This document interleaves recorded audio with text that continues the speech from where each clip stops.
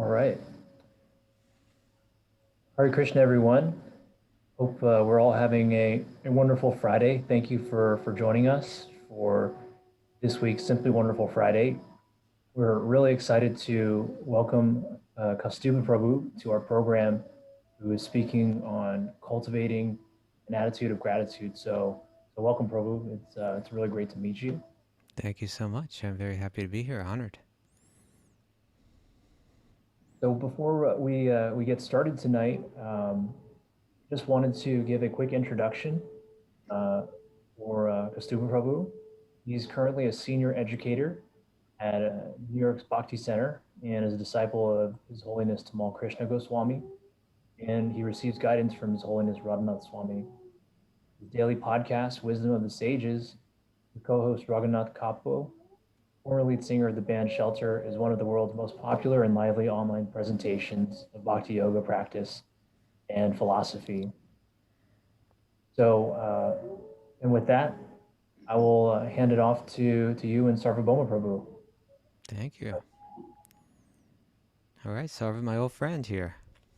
Yeah, it's a great honor to connect with Kaustubha. Uh, we go back some time, and I really enjoyed his Wisdom of the Sages programs. And Do you listen, Sarva? yeah, Are you a not regular live, listener? not live, but recording. Okay. And he's had a lot of mentors and guides in his life, and the the concept of gratitude seems to be an important aspect of life in general, and bhakti in particular. So we wanted to talk about is this phrase, attitude of gratitude, and we'd like to plumb Kaustubha's mind and heart and learn a little bit more about gratitude in bhakti yoga. And first, I thought out we could discuss the opposite of gratitude, ingratitude. Because that's what I exemplify. Is that where you're No, going? no, just because it Fair seems enough. like ingratitude is bad in general, whether you're into bhakti or in life, material life. Yeah. But in bhakti, it seems to be a detrimental force. So, can you comment on just the attitude of ingratitude as something to avoid or be careful of? Well, I'll speak what I can. Um,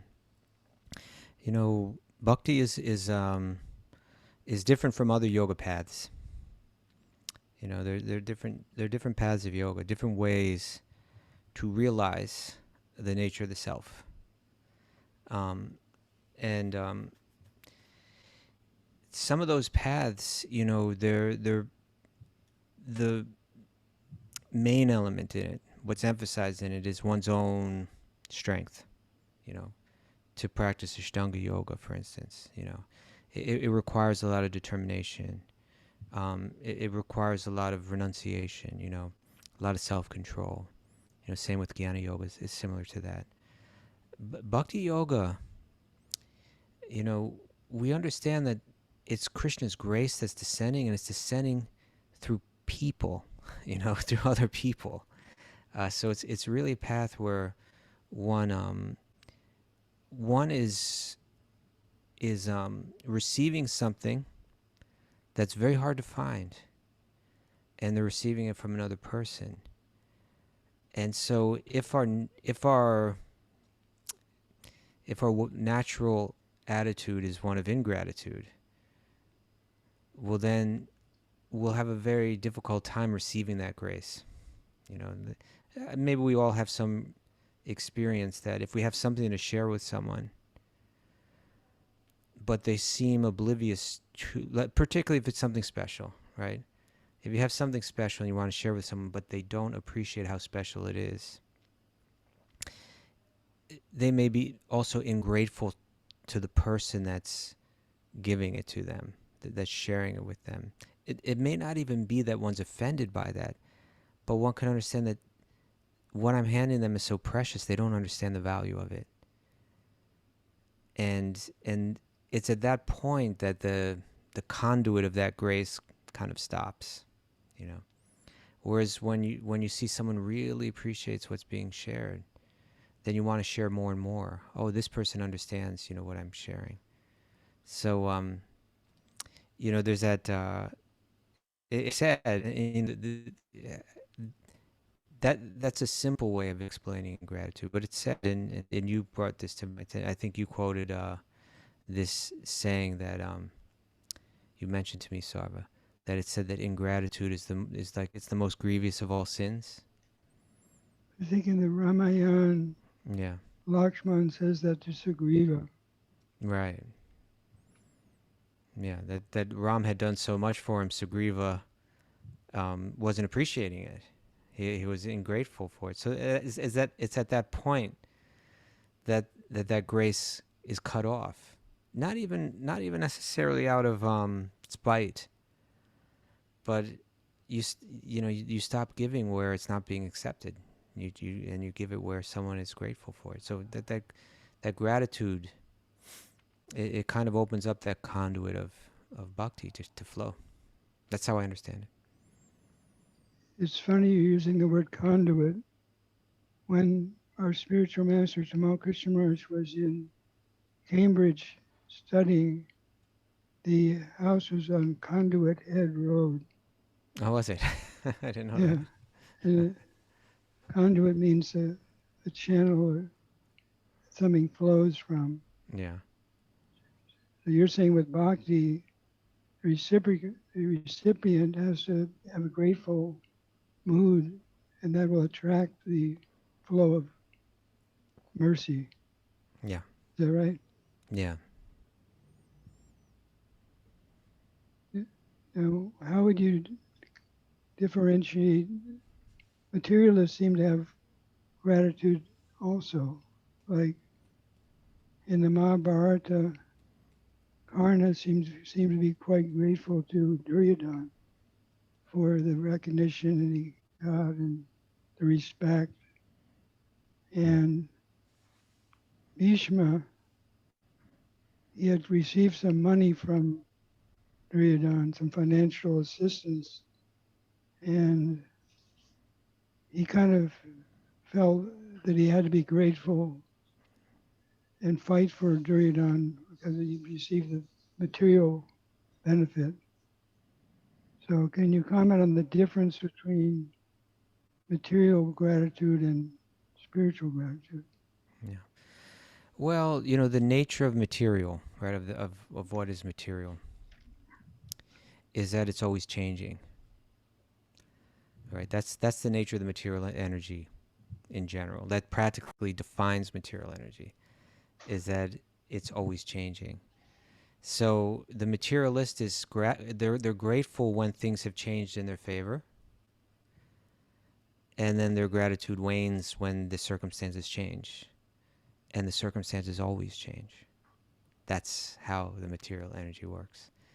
That's different than the devotee's gratitude. the, you see, the devotee, they understand. They see through the eyes of knowledge. Krishna calls this the jnana chakshusa, right? So they understand already that the nature of the material world is that it's always changing. And therefore, along with, aside from gratitude, one of the fundamental qualities of the devotee is tolerance, right? That whether it's hot or cold, they tolerate. Whether it's, they're being praised or whether they're being criticized, they tolerate. Whether there's victory, whether there's defeat, they tolerate. But their tolerance isn't like the tolerance of, it's different than the tolerance of the materialist. It's not like they're gritting their teeth and just bearing this horrible thing. But their tolerance is based on gratitude, because they've recognized that this world works, this world changes. It's up one day and then it's down the next. And I know that already, but I also know that both of those circumstances are favorable for me. If I see them in the right way, whether things are going well materially for me or things aren't going well for me, I can understand that both of these circumstances are opportunities to grow. Both of these circumstances will be favorable for me. And so my tolerance really is, it's something that grows out of gratitude. And this is something that the materialist cannot understand. How can someone be grateful for circumstances that are difficult or painful or would appear to be, for a materialist, they would break their faith or break their gratitude. So here's you asked what's the difference between the gratitude of the materialist and the gratitude of the spiritualist. The gratitude of the spiritualist doesn't break due to the external circumstances. It actually grows under all circumstances. And the gratitude of the materialist is dependent on whether it's sunny or cloudy today. It's shifting. It'll be lost in time.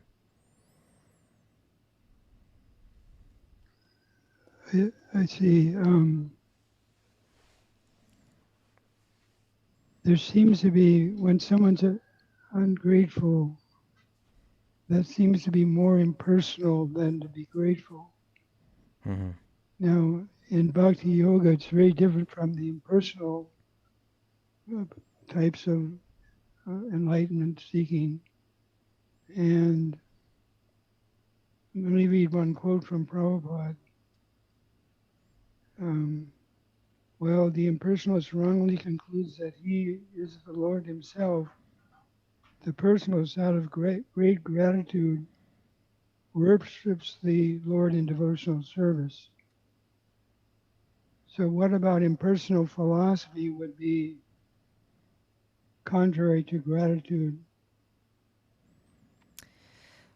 Well, we mentioned already that like yoga paths that are seen as based on one's own power, one's own strength, gratitude is not so much an element in it.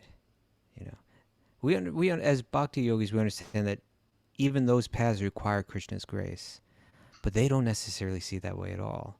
They think it's by my austerity, by my tapas, right? By my renunciation, by the strength of my jnana, by my self-control, I've achieved this state. So who am I going to be grateful to? It's like, I did this. The devotee sees it very different. But, I see almost like a parallel. Like if you, like the self-realization of the impersonalist and the happiness that they feel in it. You could say the bliss that they feel. If you can compare that to the happiness or the bliss that the bhakti yogi with prema feels. And if we look at them in comparison, we'll see that like one is like an ocean and one is like a drop. This is how Bhagavatam will describe it, right? One is like the bliss that one feels through divine love. It makes the happiness, it's something much more rich, something much more dynamic, something much more beautiful, something complete, as compared to the bliss of impersonal liberation, which is something very incomplete. The devotee actually looks at this, and again, this is something that the materialist or even the impersonalist can't understand. The devotee will even say that the bliss of impersonal liberation is, I see that as hell. Why? Because it's devoid of the object of my love. So, like the bliss, I could compare it like this. The devotee feels the bliss of prema, and it's something far greater and far more beautiful than the bliss of impersonal liberation. And similarly, the impersonalists will feel contentment, right? They feel contentment. Without this and this is important because without contentment, there's no deep absorption of the mind, right? Contentment is found in the sattva guna. Rajaguna is the opposite of contentment. Rajaguna means I don't have what I need to be happy, and circumstances need to change, right? I need to make more money, or I need a nicer home, or I need, to be more famous than this person, or whatever it is. That's Rajaguna, right? Rajaguna by definition is discontent. Sattvaguna means contentment. And when I'm finally content with my circumstances, when I have the realization that I don't need external changes to be happy, it's only then that the mind can be undistracted, not hankering for something. And it's only that mind that can be deeply absorbed in mantra, that can be deeply absorbed in shastra, that can be deeply absorbed in the kind of reflection or contemplation that's necessary for powerful self-transformation through yoga. So the impersonalist has that, right? Like if they're advanced on their path, they have contentment, and that contentment facilitates their deep absorption. But what the devotees have is something, just as prema is something far more rich and beautiful than impersonal liberation. So similarly, gratitude is something far more complete and beautiful than contentment, right? I see these as parallel. The impersonalist will feel contentment. I don't need a fancy home. I don't need money. I don't even need, the love of family or society. I can sit in my cave or under my tree, and I can meditate and feel I can feel the nature of my own self. I can feel that. I can experience that, and I'm content. But the devotee's like, no. I'm grateful, right? It's something far more beautiful. There's, Narada says to, it says to Vyasadeva, in the fifth chapter of the first canto, when he's instructing him to write Srimad Bhagavatam, he says that knowledge of self-realization, even though free from all material affinity, does not look well if devoid of a conception of achyuta, of Krishna, of God. He says it does not look well, and the Sanskrit for that is something like nashobhate, right? Like shobha means beautiful, right? And so nashobhate, there's no beauty in that, right? There's no beauty in that. It's so incomplete. It's almost like, speaking of Cambridge, right? I remember Srila Gurudev Tamal Krishna Goswami once told me that he brought our god brother, why is his name slipping my mind? The cook. Gopal Raj. Gopal Raj. He brought Gopal Raj to one of the cathedrals there in Cambridge. And they saw, and these cathedrals are very ornate and quite some impressive structures, And then, but after he had seen it, he asked him, "Well, what did you think of the cathedral?" And he said, "Well, there was no deity." It's like, where was the deity in there? I didn't see. For him, from his upbringing, his experience of churches, you could say, or temples, was they might be ornate, and decorated and so on, or they might be simple, but the beauty of it was the deity, right? The real beauty of it was there's this person there, that you offer your heart to, and that's offering their heart to you, and without that, where's the beauty, So Narada is saying to Vyasa, you've written all these books, written the Vedas, written Upanishads and all that. You've written Mahabharata, and that got a little closer, but you haven't directly, glorified Krishna's pastimes. That's where all the beauty in spiritual life lies, So I see it like that. The impersonalists may feel contentment, but the devotee, they feel it's very personal. They feel gratitude, whatever I've gained, I haven't gained on my own. And there's a beautiful chain of masters, each one of them a special personality, each one of them, a heart full of bhakti. And they've handed this down one after another, after another, after another. They've handed it down to me. And honestly, do I deserve it? What have I done to deserve? It was really their kindness that has that's made this available to me. And so even you see like a great devotee like Prahlad, he achieved something that was like on a universal level, like super high. Like he satisfied Lord Vishnu in a way that none of the devas were able to do. And he was just a 5-year-old boy, right?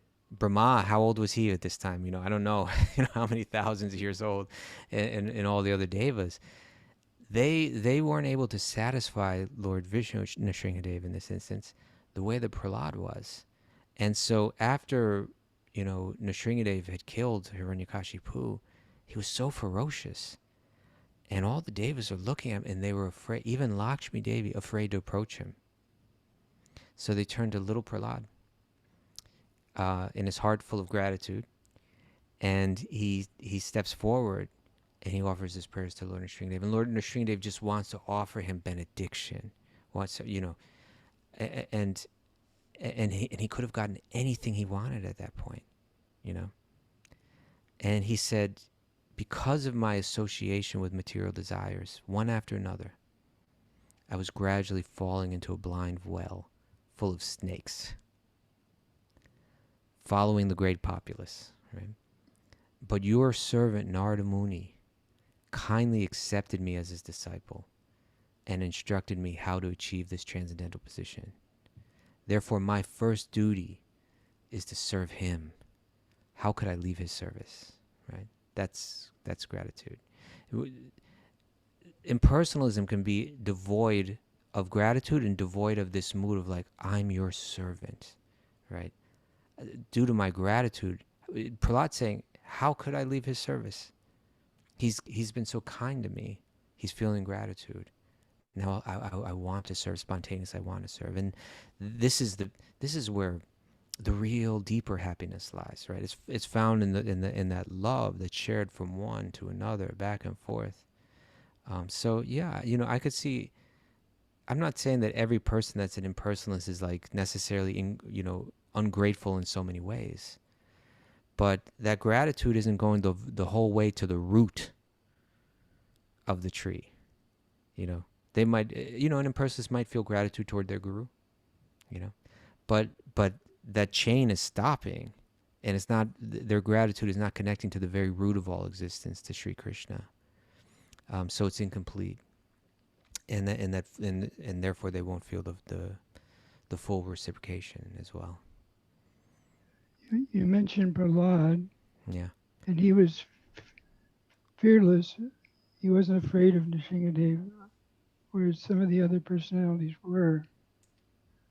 Prabhupada's name was Abhay Charan, that he was fearless.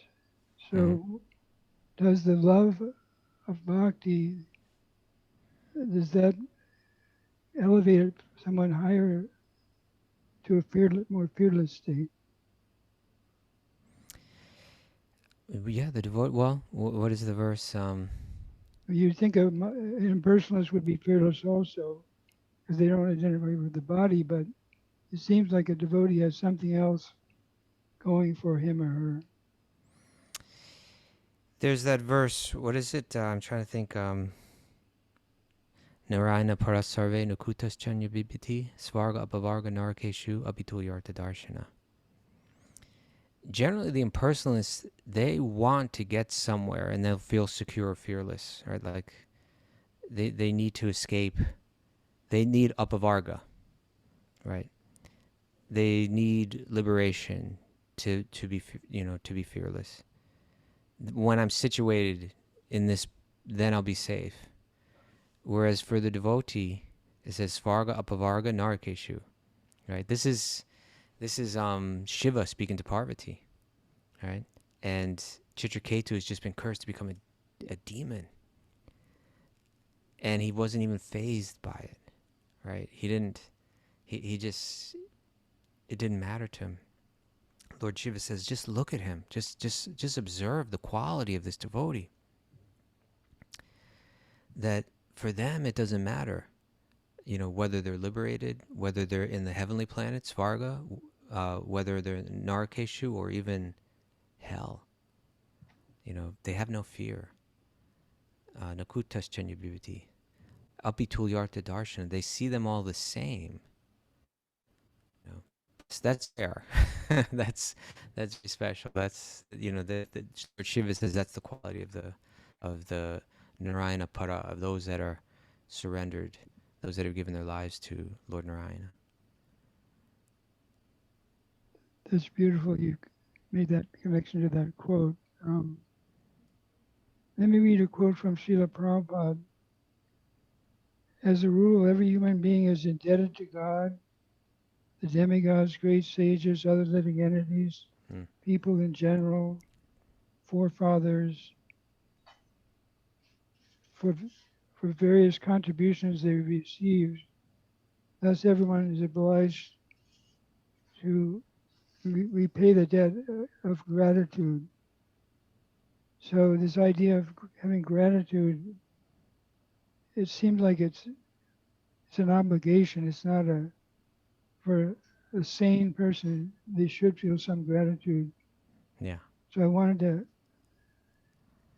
ask you, in your own life, first, before you became a devotee, were there any persons that inspired you to come to a higher level of consciousness, or to somehow become interested in devotion or whatever?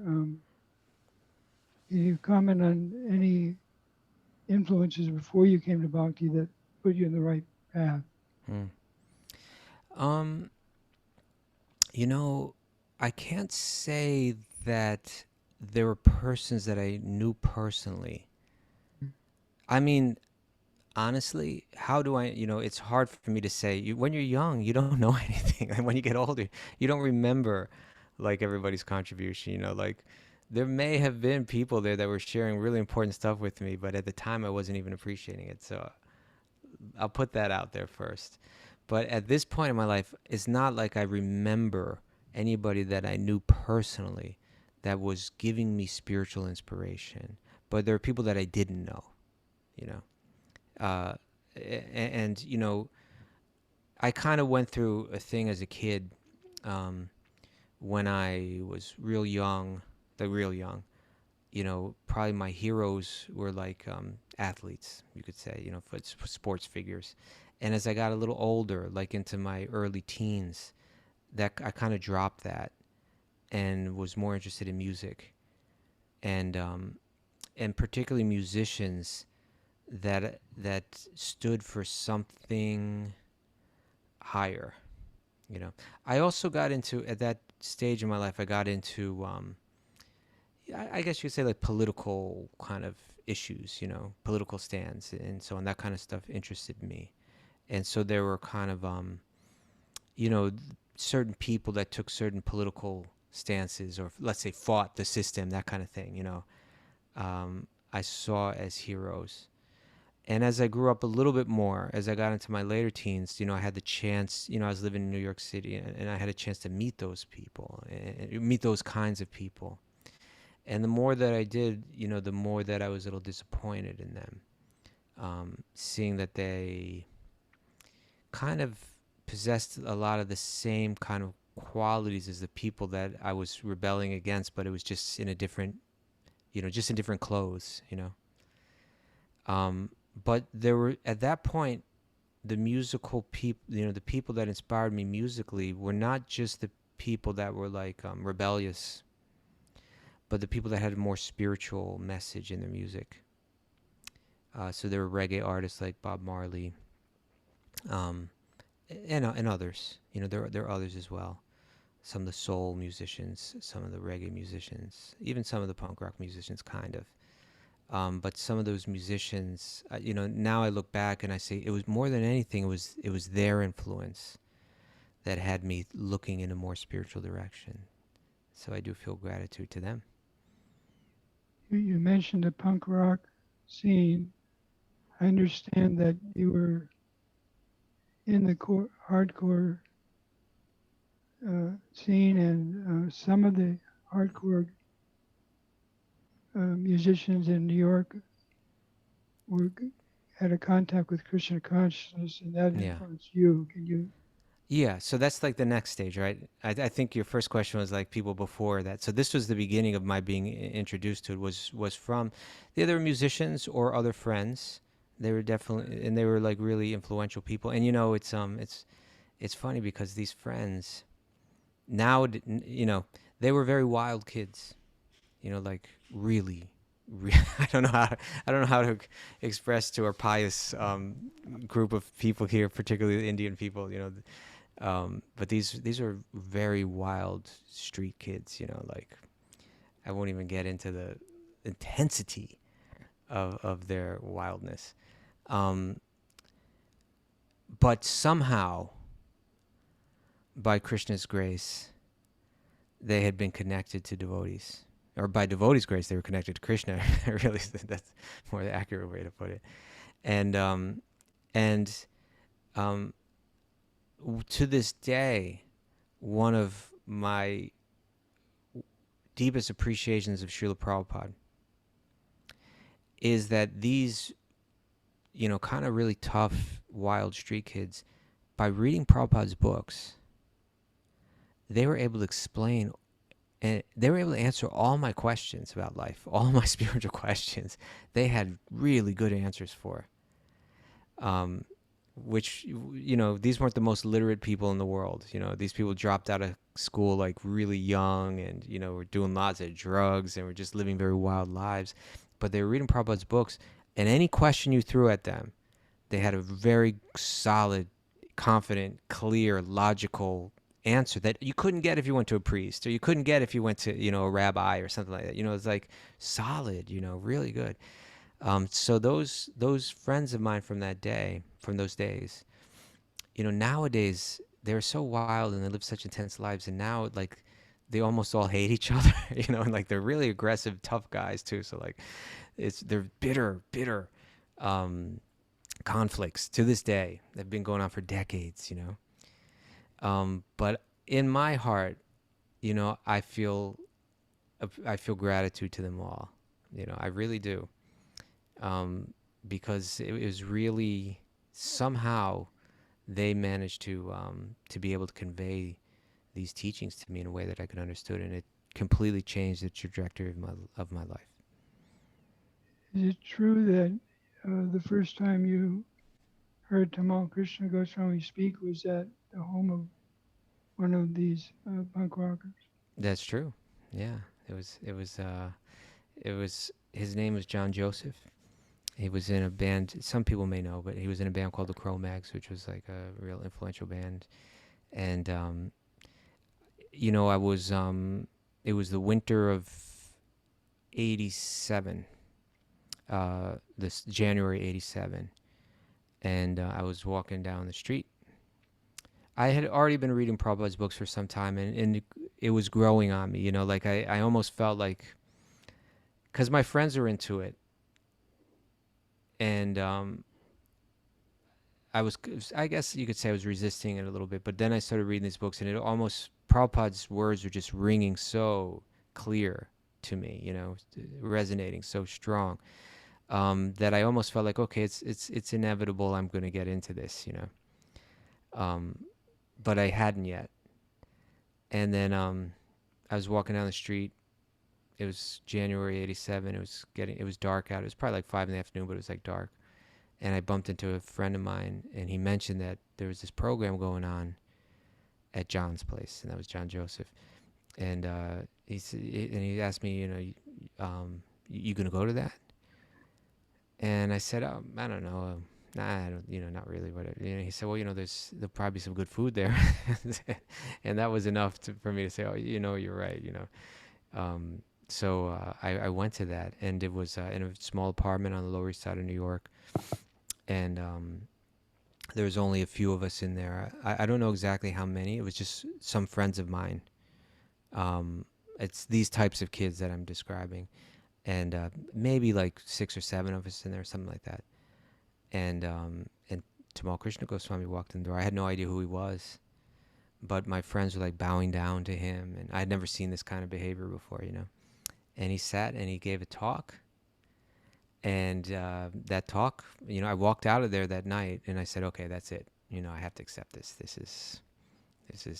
I just couldn't deny that this was the truth. So yeah, that's how I met him. Later, you spent time in Dallas when he was there, and Yeah. I understand that I heard him saying that we're not in the 1960s or 70s anymore, that the situation is different, and we have to think of new ways to connect people to Krishna consciousness or Bhakti Yoga. And I've heard an interview of you where he was kind of questioning you sometimes about trying to get you to think in this way also. Is that right? Yeah, he had this. I mean, in many ways, but one way that maybe you're referring to is when I was in Dallas with him, and so he was going to school there at that time. He was going to SMU, and so in those years, I would spend a lot of time in Dallas. Although I'm traveling Sankirtan a lot, but I would spend a lot of time there in Dallas too. So whenever I was there, during the japa period, he would have me sit right next to him, which I am to this day very grateful for. and and he would do this thing where, like, at the end of the japa period, let's say the last 10 minutes or something, he would just start to talk to me. And but the conversation would be asking me my opinion of, kind of like my opinion of different ways people were presenting Krishna consciousness.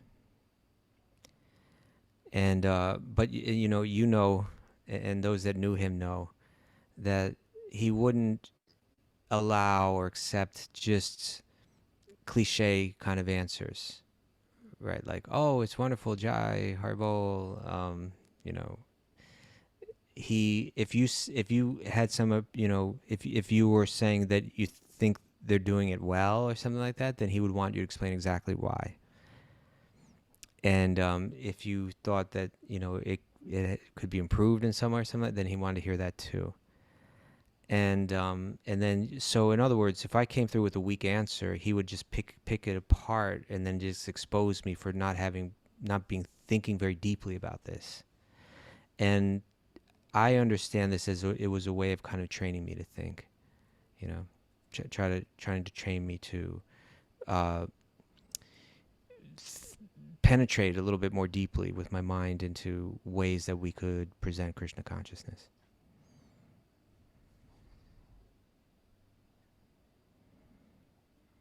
Okay. Gunagari Maharaj spent a lot of time in Texas and New York and the East Coast, and you spent some time studying with him. Is there things that you learned from him that you're grateful for today, that he helped you on the path of bhakti? Well, I mean, there's so much that he exemplified for me, but more than anything, it was he that kind of gave me my opportunity to leave my other world behind. I lived in New York and I wasn't about to move into the New York temple, but he just offered me the opportunity to travel with him, and then I served under him for quite a few years, and that opportunity to travel with someone that I respected like that, and the way that he kind of cared for my spiritual, like, in other words, he was careful to see, because I wasn't always with him. He would send me to different places, to serve. and then call me back and then send me somewhere else. But he was, without worrying about money, without worrying about prestige, without worrying about whatever, the way that he engaged me and kind of protected me and tried to provide the right experiences for me. That I'm very grateful for. And you're mentioning his name just reminded me of something. This is really important. This is really relevant to our conversation here. Right. Yeah. And that is that, he had cancer for some time before he passed away, for some years. And I saw him once in New York, maybe, I don't know, to be honest, 2 or 3 years before he passed away. But the time had passed and I hadn't seen him, and now he's living in Vrindavan. And now everybody knows that it's just a matter of time before he passes away. And I had intended to reach out and speak to him and express my gratitude to him. But I was complacent about it, or procrastinating about it. And I thought, okay, next time, this was like the summer of, I guess it was 2 summers ago or 3 summers ago that he, I think he passed away in September. And so whether it was 2 or 3 summers ago, just before his passing away, I was thinking, okay, next time I go to India, which will be in January, in February, I'll go to Vrindavan and I'll see him. But then the word started getting around that, no, it's very close now. And then the word came out like it could be any day, any moment now. Like I saw that, like through Facebook and so on, I saw that message was out there. So I just said, I just had to stop. And I said, right now, I have to write something and share it with him. And so I wrote a message to him that was delivered to him, and it was read by Burijan Prabhu at his bedside. And it was a simple letter that was basically expressing my gratitude, right? And he spoke and recorded, Burijan Prabhu recorded his response to that. And these were really the last words that he spoke. After this, he only lived 2 or 3 hours or 4 hours. So it was just a short number of hours. And after that point, after he spoke these words, it was just his trying to chant. He was just like, chanting, but even that, he didn't really have the full power to do it with his voice. So these are kind of the last words he spoke. It was a message to me, but to me, it's a much broader message than it was a message to me. It was kind of like it was revealing the heart of a devotee who had let go of everything and was leaving his body in Vrindavan in the mood of a Vaishnava. And his words were this, and I still have the recording of it, and in very broken voice, because he was having a hard time speaking. He just said, so much love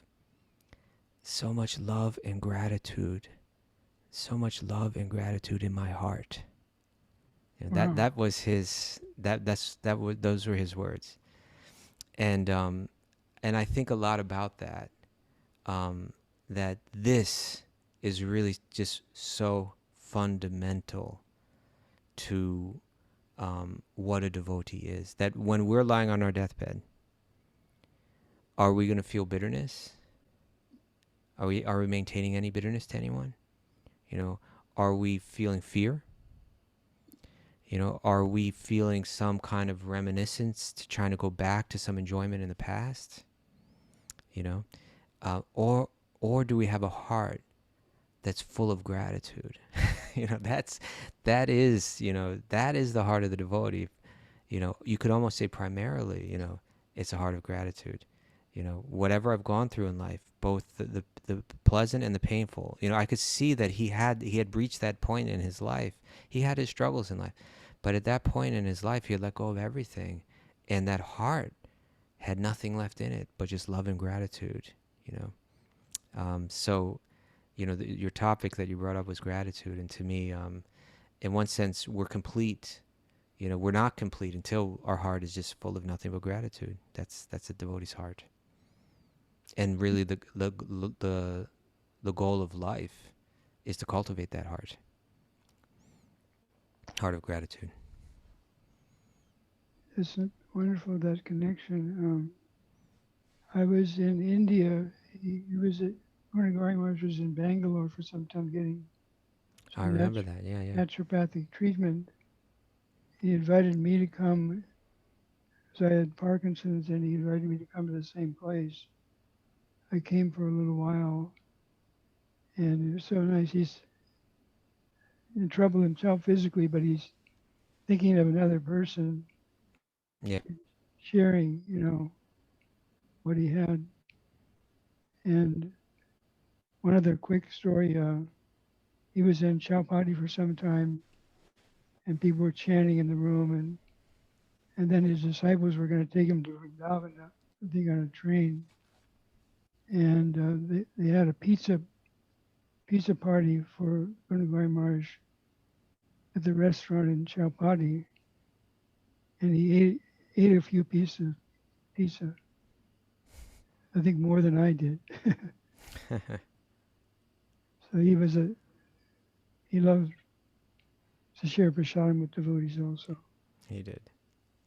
Um, let me mention. I'd like to ask you how Rodna Swami entered your life, or if influenced you, and how you feel some gratitude to what he has done in your life. Hmm. Well, I met him, it was probably 95 or 96. And from the beginning, his lectures were very, very moving. And, I developed some relationship with him. And when I got married, which was 2001, then at the end of that year, I moved to New York. And shortly after I moved to New York, within 3 months or so after I moved to New York, Gurudev passed away. Tamal Krishna Goswami passed away. And at the same time, even in those years building up to that, I had developed, my relationship with Radha Swami was deepening, because I would visit the Chowpatty temple. And the brahmacharis there were my friends, and the temple itself was a great inspiration. And of course, Maharaj's lectures and all that were a great inspiration. I had gotten to know him and was hearing from him regularly. So when Gurudev passed away, I felt, naturally, um, naturally, it was natural for me to take shelter of his instructions and his words. And he was also spending time in New York at that time, regularly. So really it grew out of that, the person whose character was so special, and that was also reflected in his words. His words are so deep and moving and meaningful. So after that, I really saw myself as his servant, and and that was nearly 20 years ago. So all the time I've been fortunate and very grateful. I feel like I feel, in one sense, one of the things in life I'm most grateful is the opportunity to serve him and to be able to speak to him and receive instructions from him. It's kind of the one thing in life that I really want to be sure I never lose. Like, I just see it as such a special gift that I never want to behave in a way or speak in a way or get confused in any way where I devalue it and let it slip out of my life. Because I feel like in him, a lot of what I read about what a devotee is just theory to me. Until you see someone that really lives it on such a level. all the qualities of a devotee. What does it mean to be tolerant? What does it mean to be humble? What does it mean to be merciful? What does it mean? All of these things, you know, I needed to see someone live it like he lives it. I needed to see someone, and it helped me to see it up close. I needed to see someone that under all circumstances maintained it, under all circumstances kind of rose, that his character was, his Vaishnava character was so deep, that it made whatever challenges or whatever excuses that I have in my own life seem very small and insignificant, so that I would never have an excuse, not to behave like a true Vaishnava. And not that I always do, but his life and his character and the way that he serves, it really has struck me like that. So it's been very important for me, and yeah, so I feel very grateful for that. And your involvement in the Bhakti Center has been guided by him quite a bit too, right? Sure. Yeah. I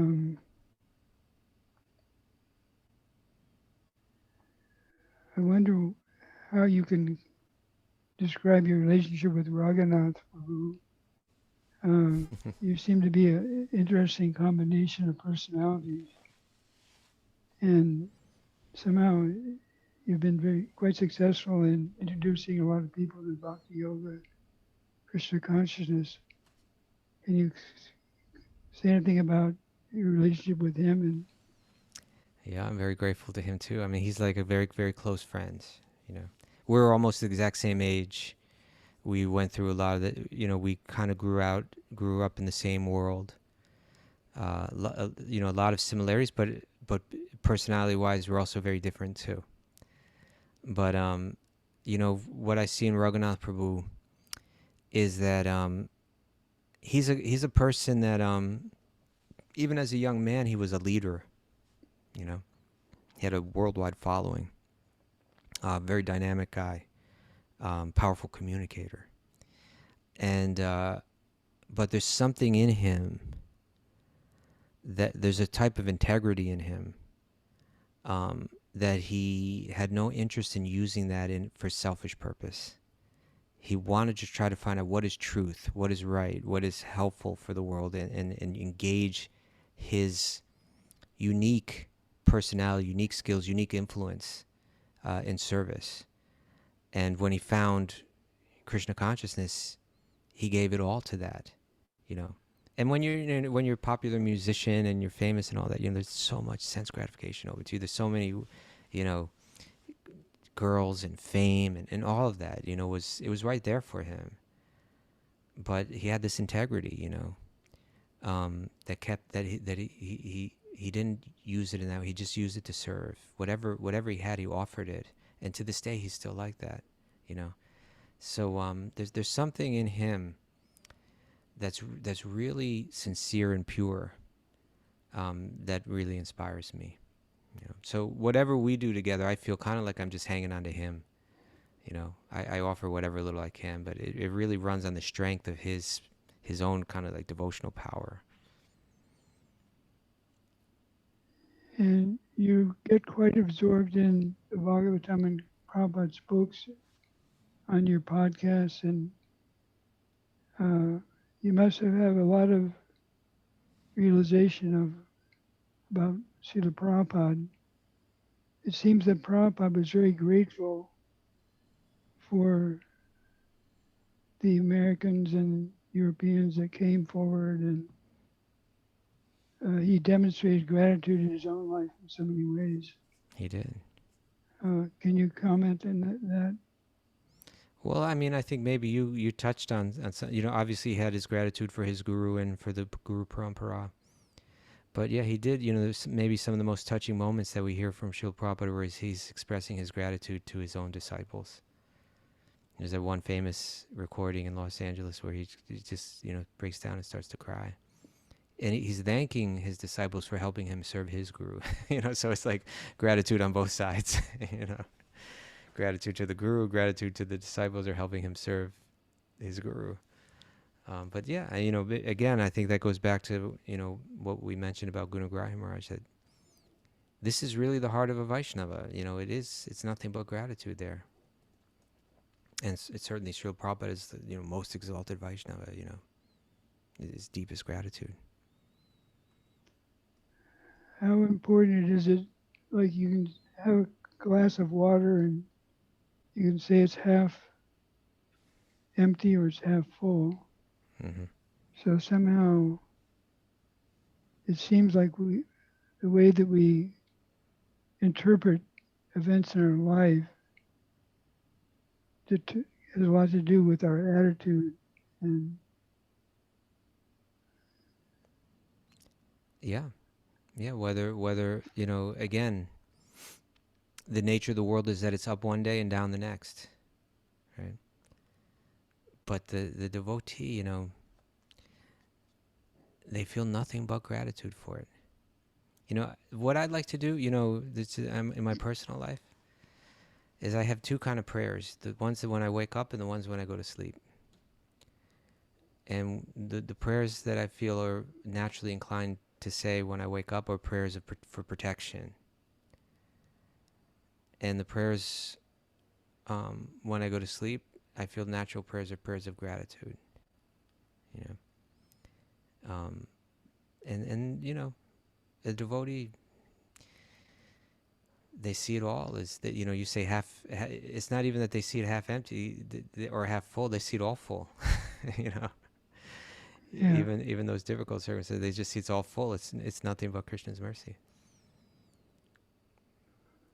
I thought maybe we could open it up and see if anybody in the audience has any questions.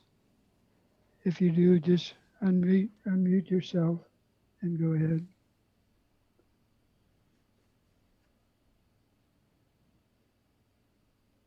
Maybe they're stunned with all the nice things you've been saying.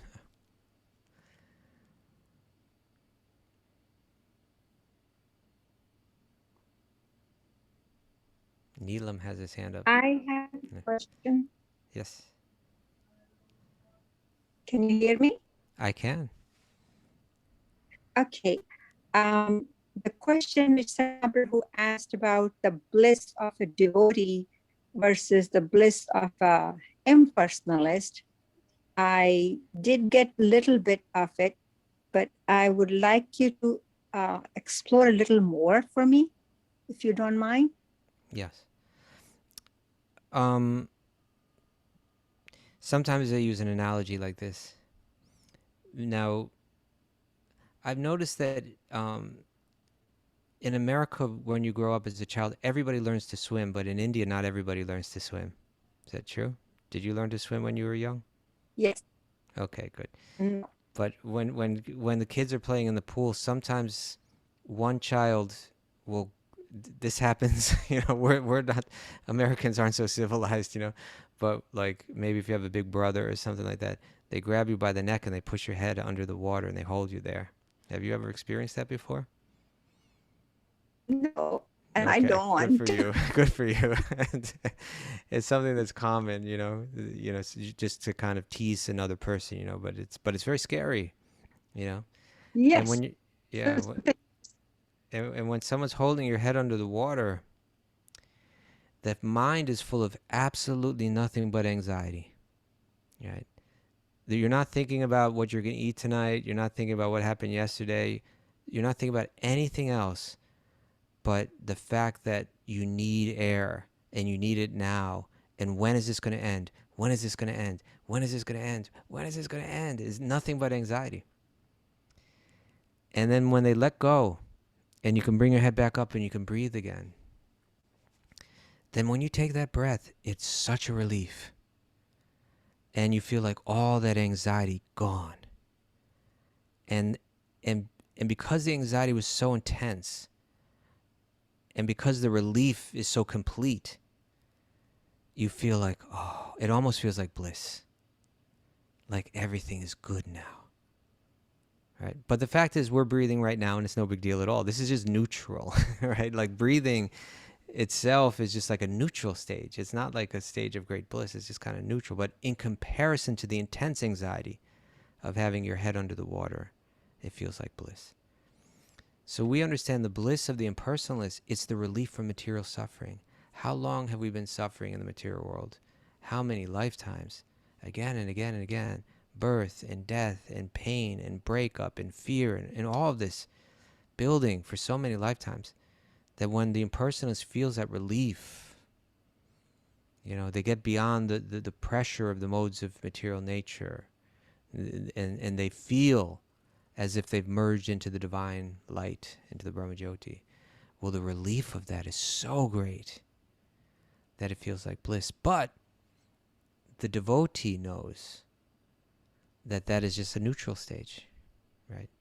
It's when we can make the mistake that we feel like if this world that we're living in is a world of pain and a world of suffering, and we see that so much of that pain comes through relationships, right? And so much of that pain comes through form, because all the forms that we become attached to, even our own body, if it grows old, it falls apart. And whatever possessions that we have, they grow old and we lose them. So it seems like form and individuality and personality and relationship, that these are all the causes of suffering. So if I'm to live in a world without suffering, it's a world without form. It's a world without relationship. That would be the opposite, right? But actually what the devotee understands is, no, the opposite is like in the reflection, like when you look in a mirror. When you look in a mirror, it looks exactly the same, but it's the exact opposite. It's backwards, right? So the opposite of the suffering that comes from material form and material relationship is the real bliss, the divine love, the prema that's found in spiritual form and spiritual relationship. That's the actual opposite. And the Brahmajyoti is just the neutral stage in between the two. It's almost like saying, what's the opposite of being $1 million in debt? Someone might say, well, having no debt. But that's actually the opposite, is owning $1 million. And so the bliss that the devotee feels is the bliss of the impersonal liberation. It just seems like, oh, that's just like, you don't have anything. You don't have anything. There's no Krishna. It's totally devoid of Krishna, right? How could I even be happy in that circumstance, right? So I hope that's helpful, Neela. May I say something further? Yes. You described that the jnanis or the impersonalists are okay with, are contented, whereas the devotee is blissful. I said the And devotee is grateful, right? In other words, the impersonalist feels contentment, but what the devotee feels is even beyond that. It's something more beautiful, something more developed. It's gratitude. Yes. Let me ask you to comment on my thinking. Okay. I feel the devotee, of course, has a gratitude, but he's overjoyed and happy to be in the service of the Lord, which feels like extreme happiness, enthusiasm, the force to do everything. Am I right or wrong? No, you got it. You're right on. Okay, thank you. Thank you so much.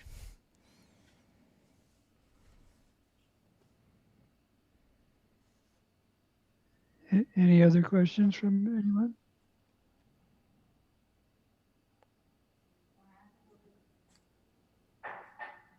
Yeah, Hare Krishna, Kaustubha Prabhu and Sarvabhauma Prabhu. Thank you very much for this wonderful discussion.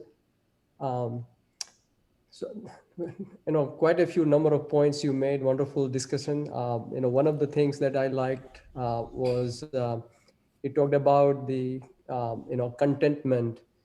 Devotee has this contentment. And if one doesn't have, is, that represents the mode of Rajogun.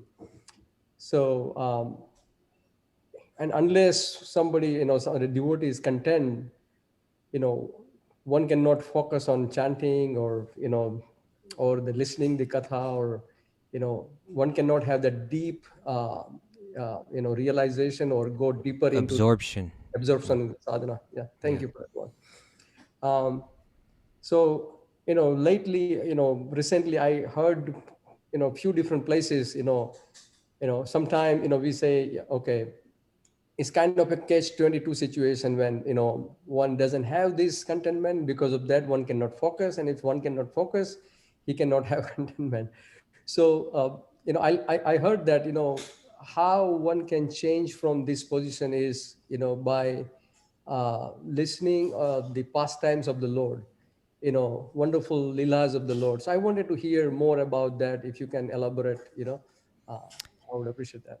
Yeah, well, the pastimes of the Lord and the instructions of the Lord, like when we read Bhagavad Gita, you know, um, the insight, the vidya, the jnana that's there, the knowledge of understanding my role, my position in this circumstance, it has to be contemplated again and again and again. It has to be reflected on again and again and again. See, because that contentment, which, ultimately for the devotee blossoms into gratitude, right? But that contentment, we need to, if we don't understand our position right, we won't feel it. We need to have this faith.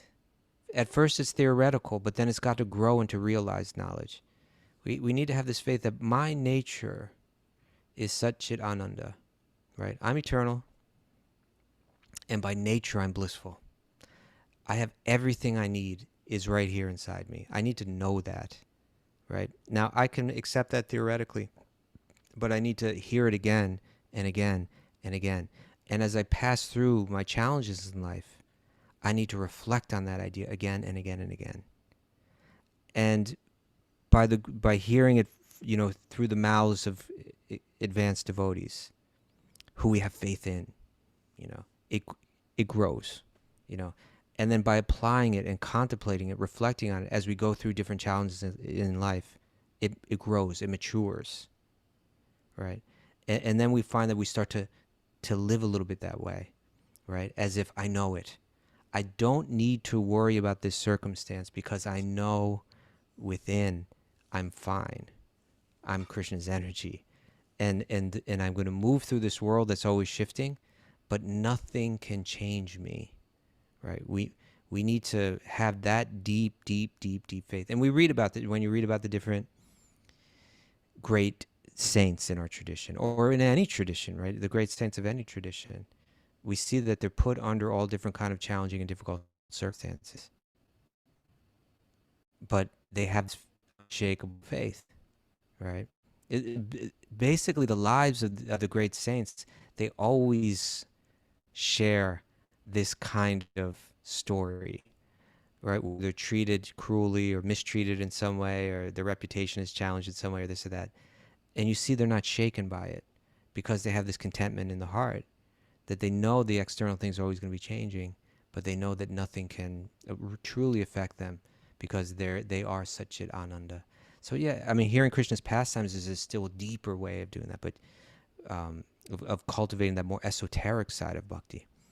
But even, there in the instructions of Bhagavad Gita, understanding who I am and understanding the nature of this material world and understanding who is God, these three, that is the fuel, that is the food for this type of spiritual consciousness, this type of contentment. Thank you, Prabhu. Thank you, Prabhu.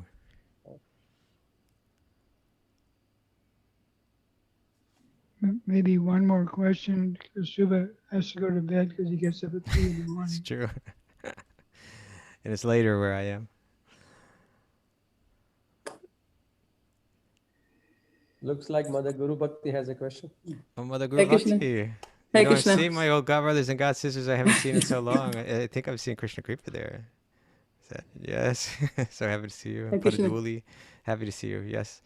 You mentioned that you recite some prayers in the morning and the evenings. Would you Yeah. mind telling us whether these are standard prayers or prayers you make up, and if you would be okay sharing them with us?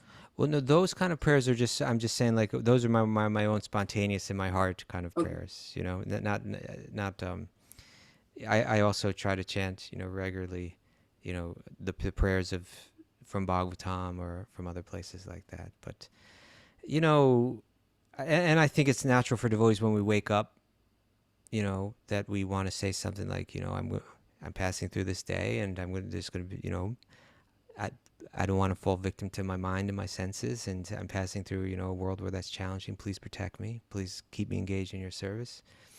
I think that's natural that we pray that way. But I also, for me, it feels like the natural, you know, for instance, I know, like, I have this book, interesting book. I think it's called The Life of the Shri Vaishnava Brahmanas.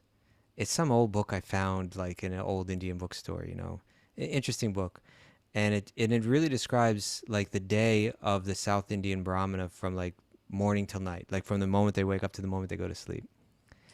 And I know in there it describes, like, even from the moment that they wake up, like the first prayer that they say, you know, as soon as they wake up. I forget. Honestly, I don't remember exactly what it was, if they chant Om Namo Narayana or something like that.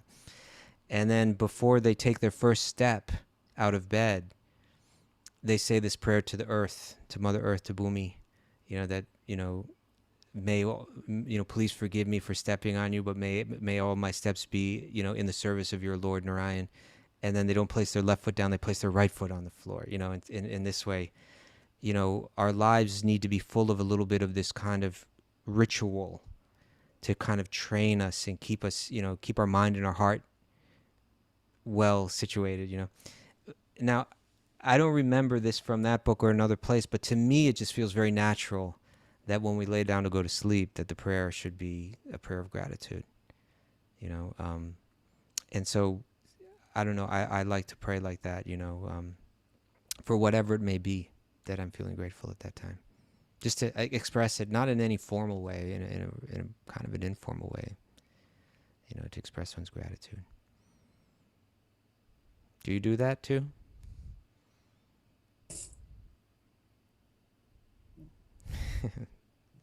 Thank you. You know, one last thing I want to share is, it wouldn't be complete if I didn't do this, is to share my gratitude to Sarvabhauma Prabhu, because he's been my good friend for so many years. And I could tell you stories about Sarva, you know, because just over the course of many years, I could share so many things, but one thing I'll share is that in the years where I used to go on traveling Sankirtan, you know, we'd have a van and we'd have like 4 guys traveling in the van plus Sarvabhauma, and he was much older than all of us. And he would travel with us, crammed in a van with like 4 young, passionate, you know, not so spiritually advanced guys. And he would cook for us the whole way, you know, like for months at a time, traveling in a van like that, sleeping just like, you know, he would just like sleep on the ground, you know, just like wherever we were. And he would cook delicious meals, healthy, nutritious meals for us. And then he would go out and sell books with whatever time was left. And sometimes he would sell more than a lot of the other people would, you know. But his attitude was always so deeply sincere and really truly advanced and truly humble. So Sarva, I express my special gratitude to you today on this day of speaking about gratitude. Thank you for bringing me on here tonight. You've been a real inspiration for a lot of devotees. So thank you for being who you are and serving Prabhupada's mission. And, you know, that's all I got to say. Thank you so much. You know, my heart is aching right now. I was telling Winston before, I think it's been like 20 years since I've been to Texas, since I've been to Dallas and Houston. So I miss it, you know. But maybe sometime soon I can find my way down there, I hope. Yeah, that'd be great. Okay. Thank you all so much, everybody. Have a wonderful evening. Thank you for this opportunity. Thank you. Hare Krishna. Thank you. Hare Krishna. Cool. Kaustubha ki jai.